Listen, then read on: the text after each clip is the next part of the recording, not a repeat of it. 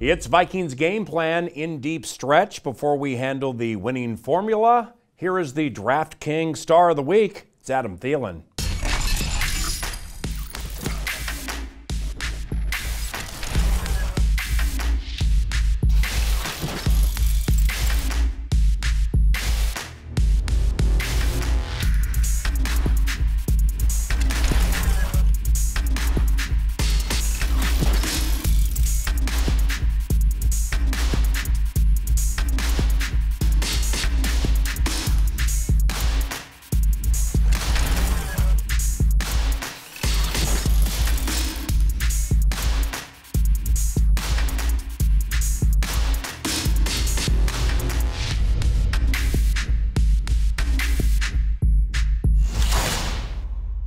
Winning formula time on Vikings game plan on a Salute to Service Sunday. On behalf of all of us here with Vikings game plan, we thank everybody for their service at any time.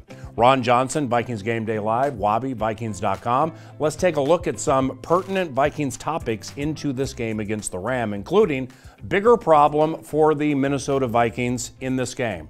The Rams offense, highest scoring in the NFL, or a defense featuring Aaron Donald. I'm going to go defense. The biggest reason, on third down, they're one of the tops in the league. Great. And that's the most important down to get off the field. Yeah. They're up there. You look at sacks, though. They're third in the league on that, but they have 11 different guys that have recorded a sack. Only 5 other teams have done that. That's nice. So it's not like you can just key on one guy. Everybody's coming after you. The 3-4 defense as well. It's pretty scary when everybody's just blitzing.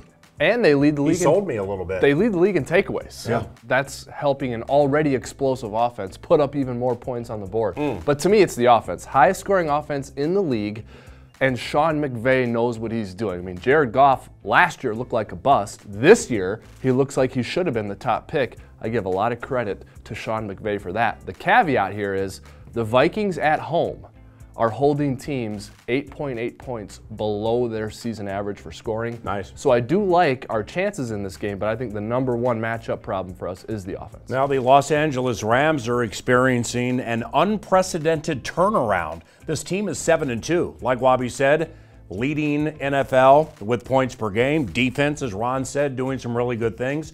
What are some legitimate factors, like the most important factor to the turnaround? It's the head coach. Sean McVay. 31 years old, I believe, youngest head coach in the NFL, but obviously has come over there and showing he knows what he's doing. The turnaround with Jared Goff is incredible. He has a confident team. There is some turnover when you look at the roster, but for the vast majority of it is the same. I mean, Aaron Donald is still there. He was there last year. Tremaine Johnson, Tavon. Yeah, I mean, this is a head coach and quarterback league. The Rams have a good head coach, and that's why they've turned it around. Your thoughts? And I like that. I'm going to piggyback and trickle down a little bit further. Last year, Rob Boris, tight ends coach, and Mike Grau were both the offensive coordinators. You can't have 2 offensive coordinators. It's tough to figure out what offense you're even running.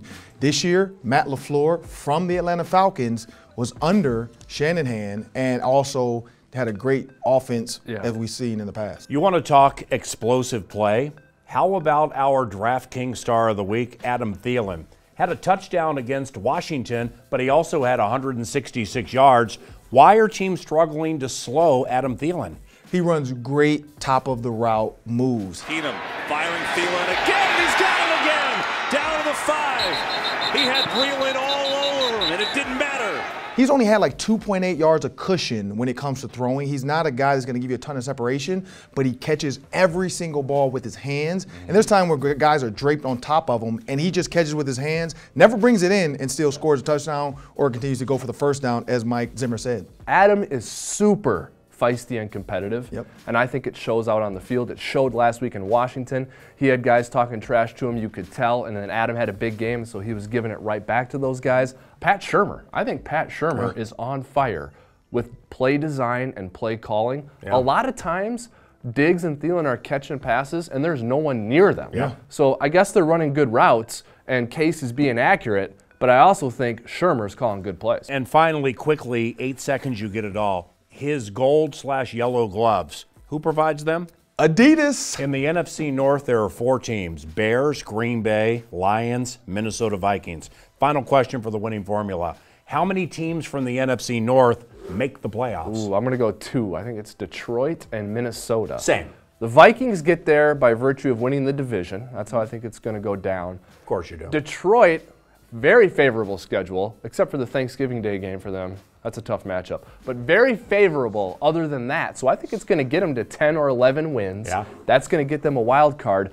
Big game coming up this weekend, not just in Minnesota, but in Seattle, where the Falcons and Seahawks, who are both vying for a wild card spot, will go at it. No Ezekiel Elliott for Dallas.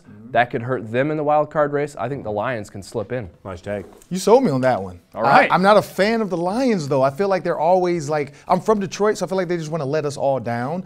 I do think that they have a chance. I like the Seattle take. I also like the Ezekiel Elliott being cut. Yeah. But I think the Vikings are going to go far enough ahead and beat enough of the opponents within the NFC that it's going to hurt them, and another team's going to sneak in with a tied record that'll beat them in the tiebreaker, and the Lions will be out. On behalf of all of us here at the TCO studios and with Vikings Game Plan, I'm Paul Allen. Thanks for watching.